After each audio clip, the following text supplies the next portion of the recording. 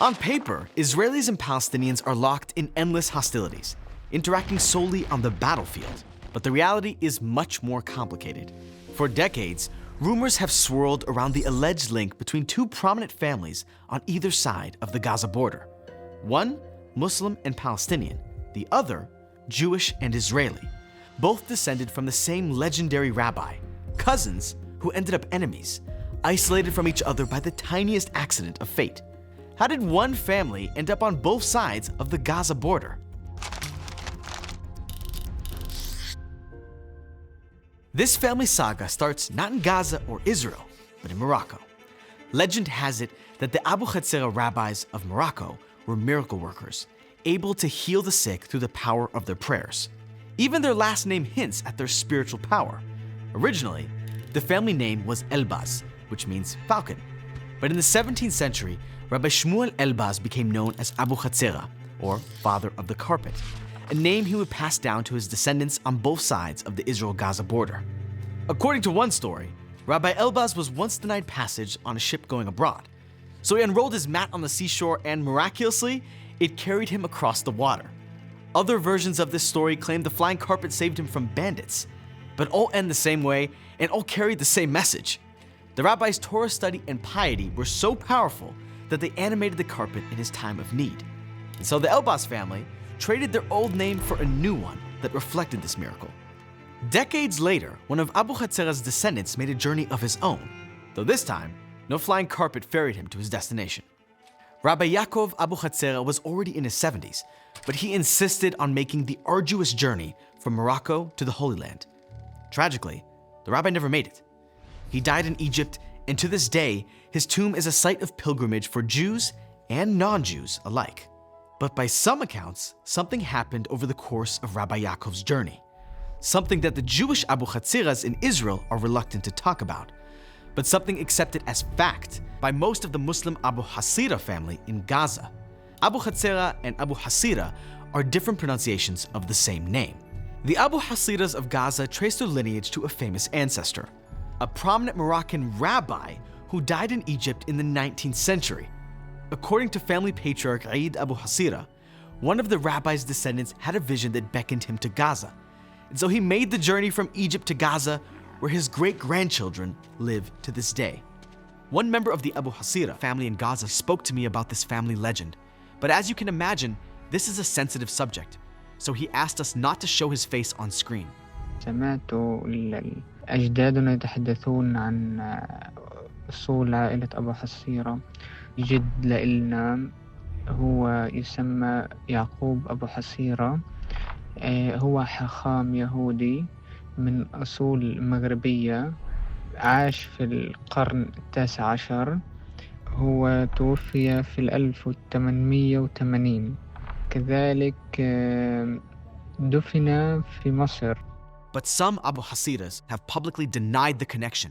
هل إنه في أمامنا خيارين؟ الخيار الأول ممكن يكون جهلهم بهذه العلاقة، كذلك ممكن يكون خوفا من حرية الرأي الموجودة هنا، وما بيقدروا إنهم يتكلموا بحرية تامة يعني عن هذا الموضوع. Gaza is not a free society, and under its current rulers, Jews are the enemy. But if the Abu Hasiras descend from a rabbi, why do they practice Islam? After all, Rabbi Yaakov Abuchatzeira's other descendants across the border in Israel are among the most revered rabbis of the modern age. So how could one branch of the family be Muslim? It's an uncomfortable question for the Israeli Abuchatzeiras, because the implication is that somewhere along the way, a descendant of the great Rabbi Yaakov Abuchatzeira must have converted to Islam. And for Jews, even Jews who aren't particularly religious, converting to another faith is understandably taboo. The Jewish Abuchatzeiras have a very different version of events. But just as with the story of Rabbi Shmuel, the OG father of the carpet, the details change depending on who's talking. Family lore is often like a game of telephone.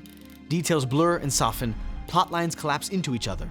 And the truth, well, the truth gets hazy. So this is one version of the tale, but it's not the only one. רבי יצחק אבוחצירא שמע שבעזה יש ערבי שקוראים לו יעקב אבוחצירא. והוא הסתקרן לדעת איך יכול להיות ערבי שקוראים לו יעקב אבוחצירא. אז הוא בשנת 1997 נסע לעזה. בא ראה איזה ערבי, אמר לו, קוראים לך אבוחצירה? אמר לו כן. יעקב? אמר לו כן.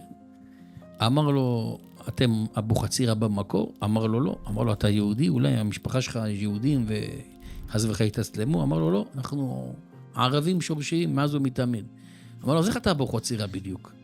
אמר לו, תשמע, ההורים שלי לא היה להם ילדים שנים רבות, והם שמעו שבמצרים, בעיירה דמנעור, קבור צדיק של היהודים, שכל מי שבא לשם, גם הערבים, מביאים לשם עקרות והם נפקדים בילדים. You see where this is going. The man's parents went to Rabbi Yaakov's grave to pray for a child. Their prayer was granted, and so they named their baby after the famous rabbi who had interceded on their behalf. It's a great story. But like I said, it's not the only one. According to other sources, Rabbi Abuchatzira did indeed travel to Gaza to track down the Abu Hasira family. But he met with Sheikh Muhammad Abu Hasira, not Yaakov Abu Hasira. And the Sheikh did indeed speak of a Jewish ancestor, a legendary Moroccan rabbi who died in Egypt. And then, as the story goes, the Sheikh and his family expressed a desire to explore their Judaism and perhaps even return to the fold. In yet another story, Rabbi Yitzchak's brother, the legendary Baba Sali, took his students with him on a trip to Gaza. They lingered in one particular shop, finally buying a kilo of fruit in silence. But when the students pressed their rabbi to explain why he'd lingered so long without saying a word, the Baba Sali answered cryptically, "There are sparks of souls everywhere." Was this his mystical way of acknowledging a connection that he can never speak about publicly? By now, all these accounts come second or third hand, distorted slightly with every retelling. We'll likely never know what really happened and what is wishful thinking. But we do know this. Multiple studies indicate that Jews and Palestinian Arabs share genetic links stretching back centuries. We are unquestionably related, even if our common ancestors lived 1,000 years back instead of 100. And that's what makes the stories of Abuchatzira and Muhammad Abu Hasira so horribly tragic. On October 7th, Abuchatzira was at a music festival, but the revelry turned to terror when Hamas arrived. Refused to leave anyone behind. Instead of fleeing, he helped others escape. When he stopped to tend to a wounded friend, he paid with his life. Just weeks later, the Abu Hasiras experienced their own tragedy. Journalist Muhammad Abu Hasira lost his life to an Israeli airstrike, along with at least 20 relatives. Whether we like it or not, whether we want to admit it or not, Jews and Palestinians are both deeply rooted to this land. The Abuchatzeiras and the Abu Hasiras are just one example of our entwined histories.